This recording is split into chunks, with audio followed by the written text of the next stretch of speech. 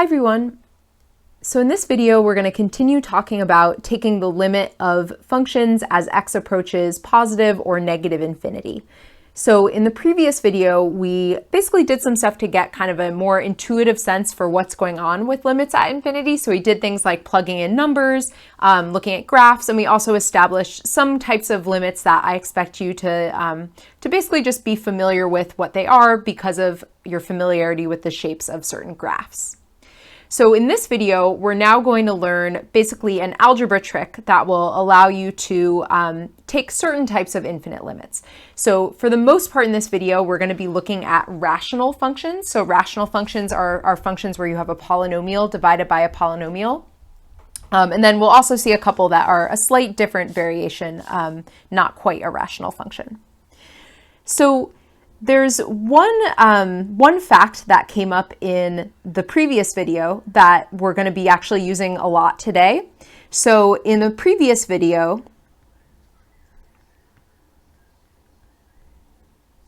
we talked about the fact that if you have a function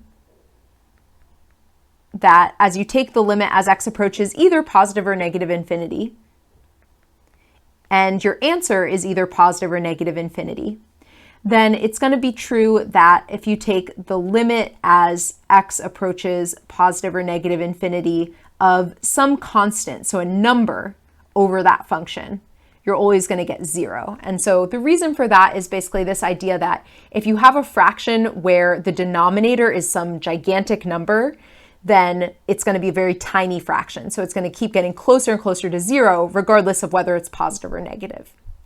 And so specifically, there's one kind of variant of this that we're going to actually be using a lot today. So specifically, that's not how you spell it, specifically,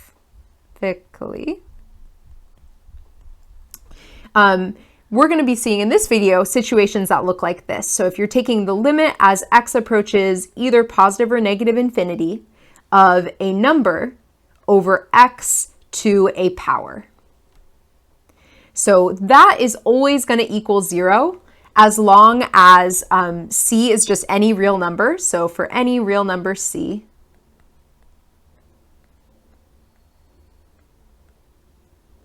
and any positive number n.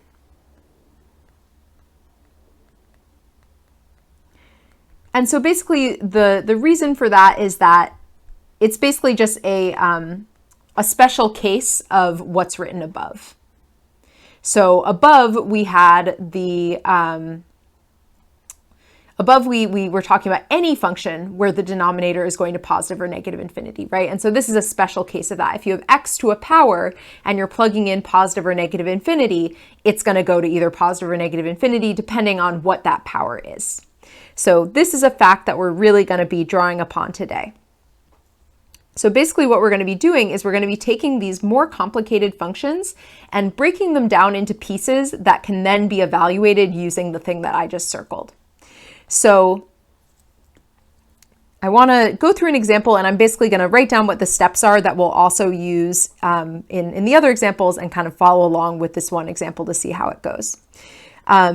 Okay, so let me actually just kind of summarize what we're going to do. So we will learn an algebraic method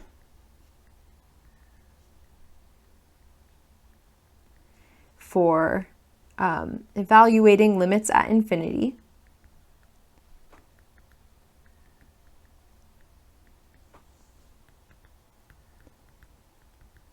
That basically breaks down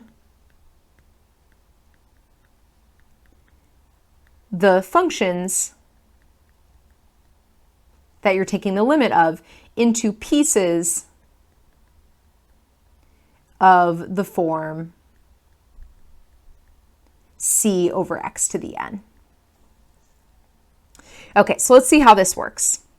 So the first example we're going to be looking at is we're going to be trying to figure out what is the limit as x approaches negative infinity of 3x squared minus 5x plus 1 divided by x cubed plus 2. So one thing I want to point out here, and I'll keep making connections back to this, but you might remember from pre-calculus that we talked when we learned about rational functions, we talked about their end behavior. Specifically, we talked about whether they had horizontal asymptotes or not. And so you might remember there were some rules about when there's a horizontal asymptote or not, and whether that asymptote is 0 or a different number. And basically, it's great if you remember those, but I do actually want to see you use the methods that we're learning in this video, rather than just sort of say, oh, okay, well, I remember this rule about, comparing the degrees of the numerator and denominator. So if you don't know what I'm talking about, don't worry about it. But, if you remember those rules, just know that you do actually have to learn these methods as well. Okay, so first thing we're going to do is we're going to identify the highest power of x. Specifically, it has to be the highest power of x that appears in the denominator. And the reason that I'm saying that, so in this case, it doesn't matter, right? Because the highest power of x already is in the denominator, but we'll see some examples, or an example in a little bit, that is not like this. So you always have to look in the denominator. So in this case, that highest power of x is x cubed. So I'm just going to circle that. Okay, so the next thing we're going to do is we're going to divide everything in the numerator and everything in the denominator by that power of x. So we're going to divide every term in the numerator and the denominator by that highest power of x. So whatever you identified as your highest power of x in the denominator, you're going to go through and divide everything by that.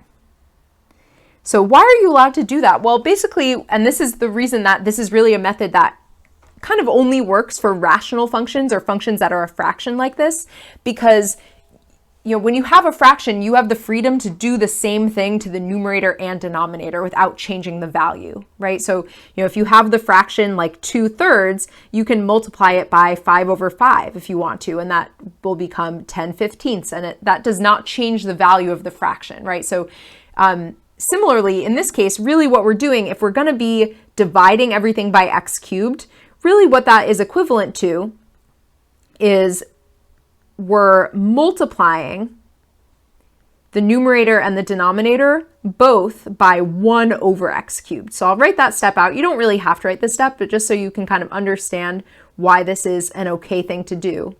We're really just kind of multiplying the numerator and denominator both by the same thing, which amounts to then dividing everything by x cubed. So we now have 3x squared over x cubed minus 5x over x cubed plus 1 over x cubed. And then that is all divided by x cubed over x cubed plus 2 over x cubed. Okay, so now what we want to do is we want to go through and simplify each term. So basically, just because of what kind of function this is, you should be able to do a simplification on each part of this. So when we simplify, we're going to get the limit as x approaches -infinity of, so 3x squared over x cubed is going to become 3 over x. I feel like things are getting a little too scrunched here, so I'm just going to move this down for a second. Oop. Move this down first. And then I'll move this down. Okay, so 3 over x, and then we have minus 5x over x squared. So that's going to become minus 5 over x squared. Or sorry, it was over x cubed, now it's over x squared. And then 1 over x cubed cannot be simplified any further. And then we have x cubed over x cubed, so that's 1, and then we have plus 2 over x cubed. Okay, so now notice that our function is now made up of pieces that look like the stuff that we talked about at the beginning, right? They look like this. And so we haven't changed our function. Like if you were to graph the original function we had and then this function, they're actually the same. We just kind of rewrote it a different way. And it's actually kind of a more complicated way of writing it, right? But the value is that now we can take the limit of each piece of this individually, and the limit of a lot of these pieces is going to be 0. So really what we're doing here, and we don't really have to write this step out, but remember back maybe at some point last week, we did a video where I had all these different kind of rules for limits. And one of them said that if you're taking the limit of like the sum of two things, or you're subtracting two things, you can take the limit of each part individually. Or if you're taking the limit of dividing two things, you can take the limit of each part individually. That's really what we're doing here, is we're going to use those rules to go in and take the limit of each term individually. So we're going to take the limit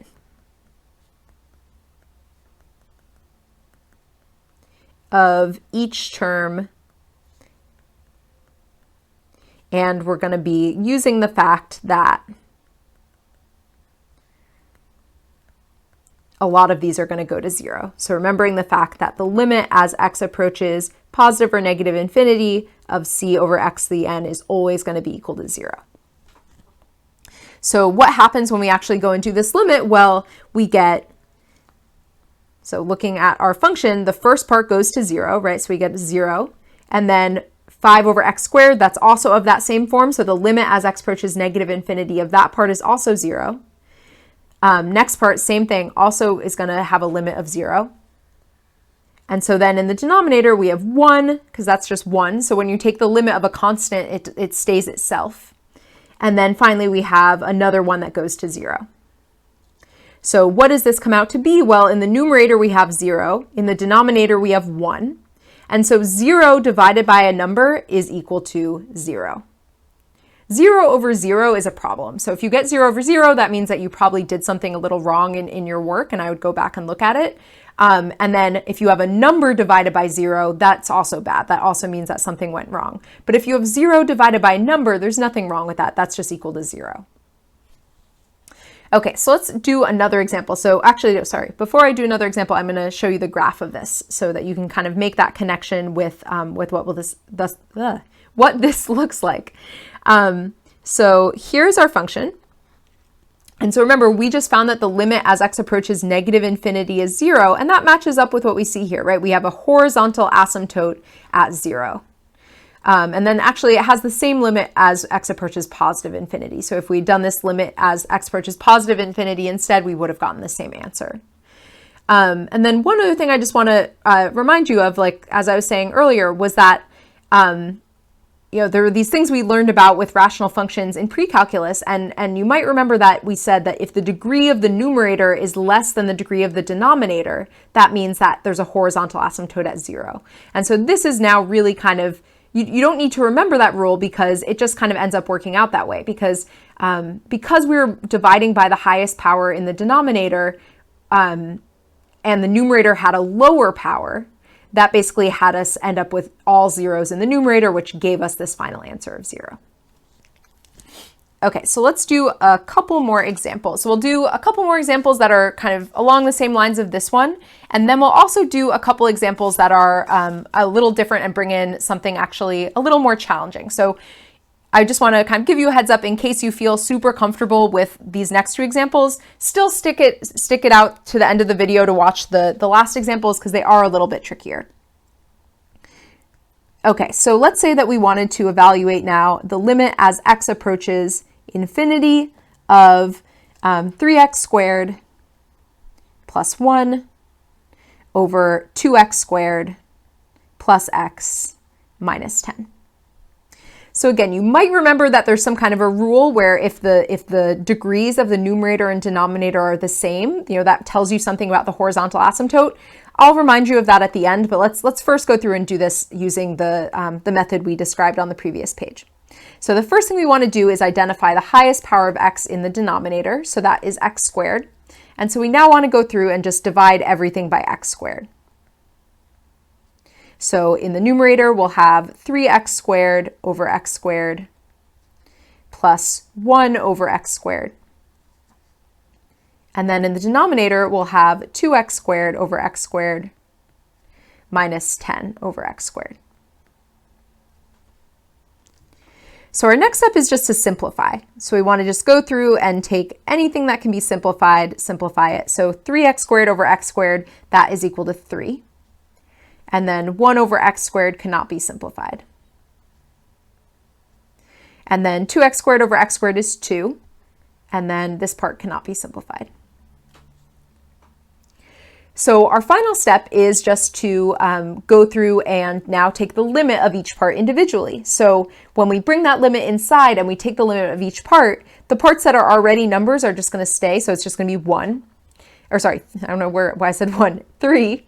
And then the limit as x approaches infinity of this piece is going to be 0, right? Because that's one of those fractions that goes to 0.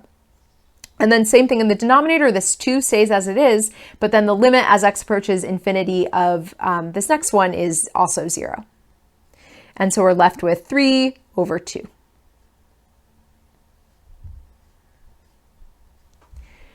So the rule I was alluding to earlier that you may or may not remember from pre-calculus is that you, if the degree is the same in the numerator and denominator, the horizontal asymptote is going to occur at the, you take the leading coefficients and divide them, and that tells you where the horizontal asymptote is.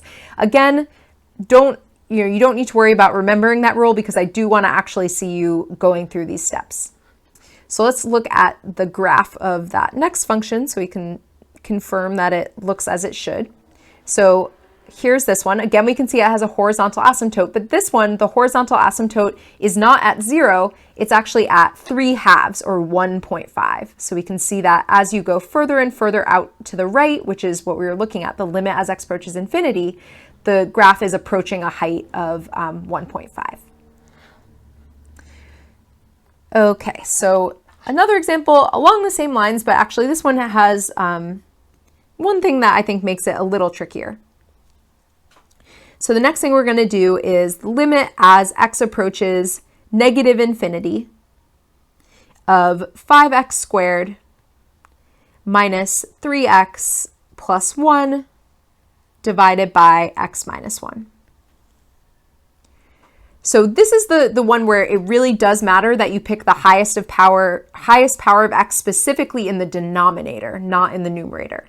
Because if you pick the overall highest power, it would be x squared, but that's not the correct thing. If you divided everything by x squared, you would end up kind of stuck because you would get something over 0, which is undefined. So we want to make sure that we're picking the highest power of x in the denominator. So we're just going to divide everything by x. So we get the limit as x approaches negative infinity of 5x squared over x minus 3x over x plus 1 over x divided by x over x minus 1 over x. And so now we can go through and simplify everything.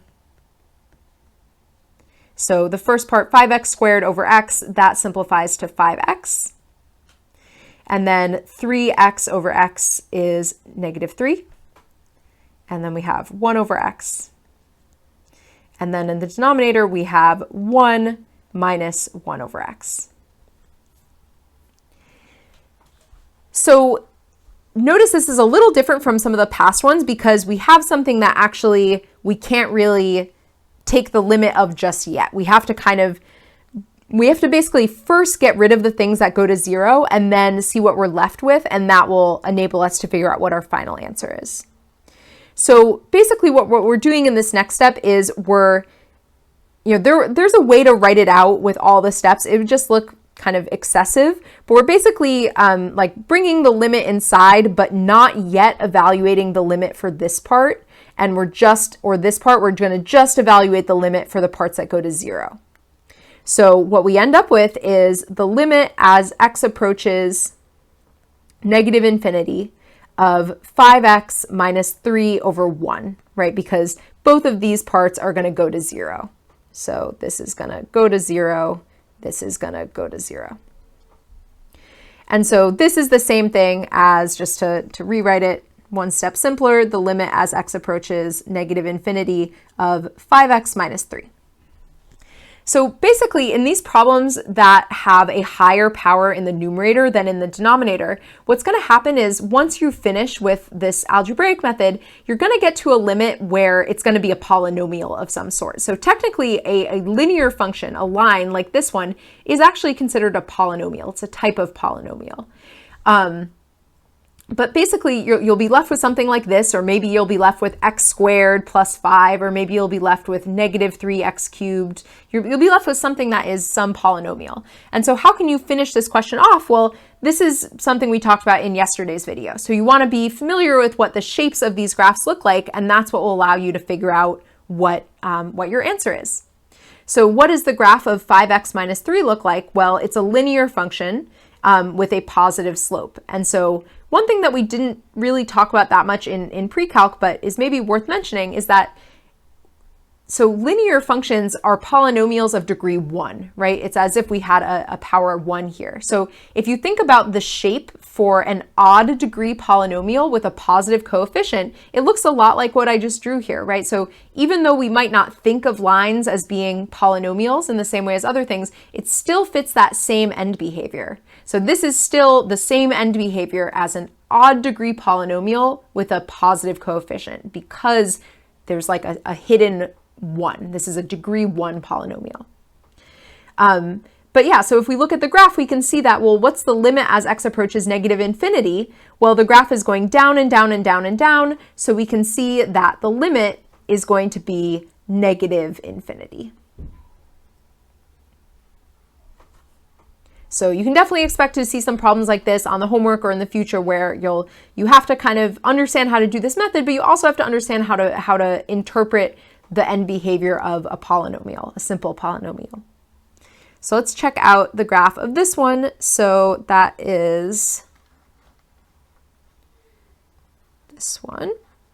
So here is the last function we just did. And so we can see that if you, and let me remind myself what we're doing. We're doing the limit as x approaches negative infinity. So that means we're going this way, and we can see that the graph is in fact going down and down and down, just as we would have expected. Okay, so one last type of example I want to do. So these are going to be a slight variation. These are not technically rational functions because these are going to involve now square roots. And the method we're going to use is going to be really similar, but it's just going to involve kind of one little trick. So let's say that we're trying to evaluate the limit as x approaches infinity of the square root of 2x squared plus 1 divided by 3x minus 5.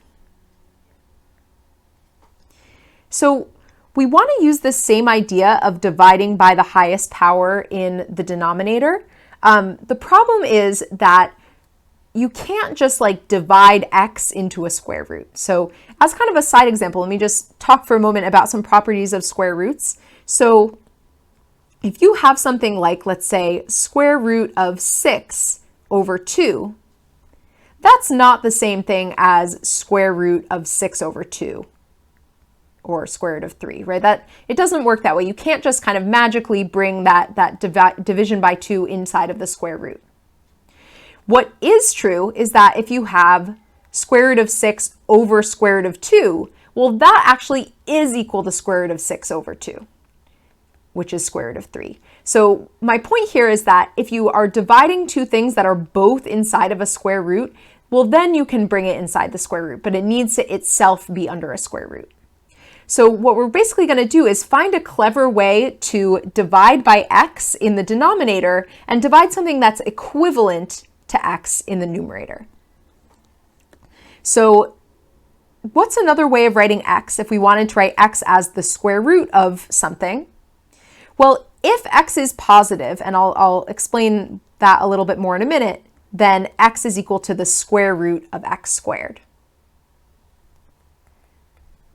So that is true if x is greater than or equal to 0. So why am I saying this special thing of if x is greater than or equal to 0? Well, basically, if x is negative, this doesn't work. So let me just show you an example. Let's say that that x was equal to negative 2. So if you took the square root of -2 squared, you would get the square root of 4, right? Because -2 squared is 4. And then the square root of 4 is 2, not -2. So basically, this rule that's saying x is equal to the square root of x squared only works if the number you started with was already positive, because what's going to come out of this square root is guaranteed to be positive. So what do you do if x is negative? Well, if x is negative, then there's kind of two different ways of writing it. You can either say, you can basically put a negative sign on either part. So you can either say x is equal to negative square root of x squared. But actually, the way that's going to be more convenient for the examples we're doing is putting the negative sign over here. It doesn't make a difference, right? It's the same, whether you put the negative sign on one side or the other. So these are the facts that we're going to make use of, and depending on whether you're taking a limit at positive infinity or negative infinity, that's going to dictate which one of these you're going to use. So in this case, we're taking the limit as x approaches positive infinity, so that means that we know that x is positive, right? We're thinking about plugging in positive numbers for x, so we can use that first equivalency. So what we're going to do is we're going to divide everything by x, but when we do it in the in the numerator, we're going to rewrite it as square root of x squared. So I'm going to write this first kind of the way that I did in one of the earlier problems, just to really emphasize that we are truly doing the same thing to the numerator and the denominator. So we really are multiplying by 1 over x over 1 over x. It's just that instead of writing the part in the numerator as 1 over x, we're going to write it as 1 over square root of x squared.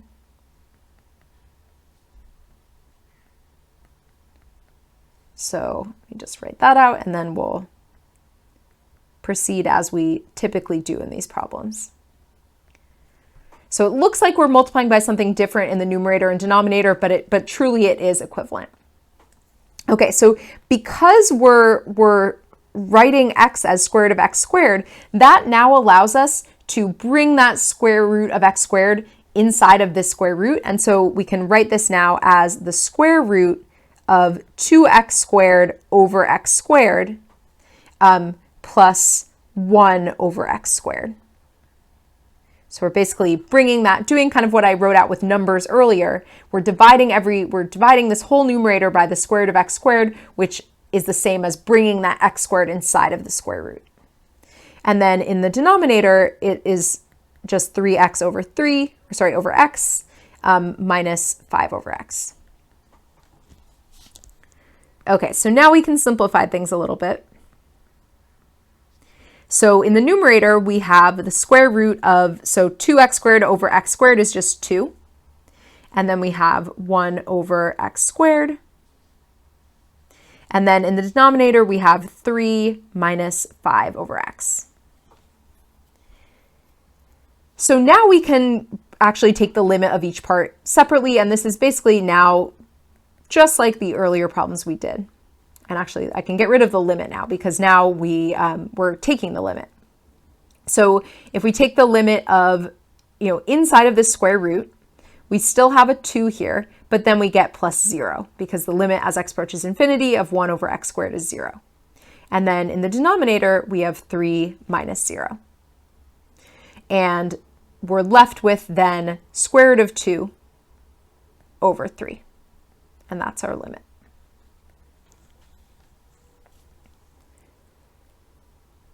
Okay, I want to do one more variant of this, which basically is I want to do now the limit as x approaches negative infinity just to see how that comes out differently. So when we're doing the limit as x approaches negative infinity, we're going to actually use this second rule. So maybe let me just color code this a little bit or do something so that in your notes you can see what's going on here. So in this case, we're using version 1. In the next case, we're going to use version 2. So now we're going to do the limit as x approaches negative infinity of that same function. So 2x squared plus 1 over 3x minus 5. So this time what we're doing is in the numerator, we're still actually, so let me actually, I'll write this step again because I just like to have it. So we're doing the same thing, right? We're multiplying by negative 1 over x in both of these cases. But we're going to now rewrite one of them as 1 over square root of x squared. So we have this times, sorry, I'm just hesitating because I wish that I hadn't written out all of these steps, so that's okay. So negative 1 over x is the same, let me actually maybe write it this way just to make it a clearer connection here. So 1 over negative x, we said up here that negative x was the same as square root of x squared if x is negative. And so because we're taking the limit as x approaches negative infinity, that's why we can then replace that negative x with 1 over x squared. Or sorry, 1 over square root of x squared. But then in the denominator, we still need to keep that negative sign because we're not substituting anything in that case. So this is where we're really using that fact 2.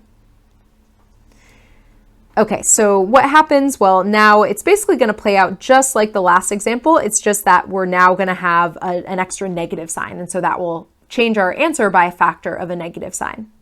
So in the numerator, we're going to end up with, again, the square root of 2x squared over x squared plus 1 over x squared.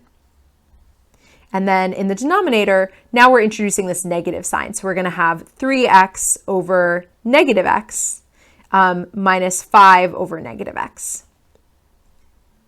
So this can be written as the limit as x approaches negative infinity of the square root of 2 plus 1 over x squared over negative 3 plus 5 over x. And so now we can take the limit of each part individually as we've been doing, and we end up with the square root of 2 plus 0 over negative 3 plus 0. And so this time our answer comes out not to be positive square root of 2 over 3, but negative square root of 2 over 3. So last thing I want to do is just pull up the graph of this function just so we can see what it looks like. So here it is. It's a little hard to see, but basically it might look like it has a horizontal asymptote of 0 if you really zoom out, but if you kind of go further over on your x values and zoom in, you'll see it's not actually getting closer to 0. It's really getting closer to approximately square root of 2 over 3. So on the positive side, it's going towards positive square root of 2 over 3. But then if we go over here to the negative side, we can see that it's approaching the same height, but now as a negative number. All right, that is it for this video, and I will see you all next time.